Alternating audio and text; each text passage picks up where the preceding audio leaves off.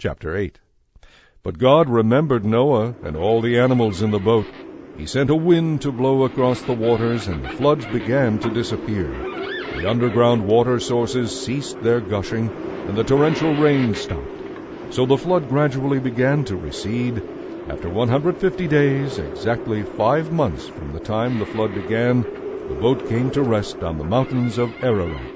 2.5 months later, as the waters continued to go down, other mountain peaks began to appear. After another 40 days, Noah opened the window he had made in the boat and released a raven that flew back and forth until the earth was dry. Then he sent out a dove to see if it could find dry ground.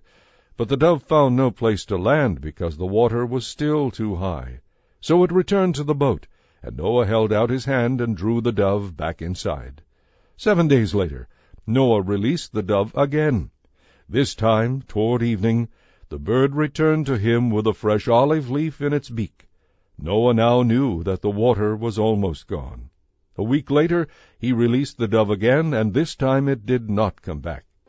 Finally, when Noah was 601 years old, 10.5 months after the flood began, Noah lifted back the cover to look. The water was drying up. 2 more months went by, and at last the earth was dry. Then God said to Noah, "Leave the boat, all of you. Release all the animals and birds so they can breed and reproduce in great numbers." So Noah, his wife, and his sons and their wives left the boat, and all the various kinds of animals and birds came out pair by pair. Then Noah built an altar to the Lord and sacrificed on it the animals and birds that had been approved for that purpose. And the Lord was pleased with the sacrifice and said to himself, "I will never again curse the earth, destroying all living things, even though people's thoughts and actions are bent toward evil from childhood.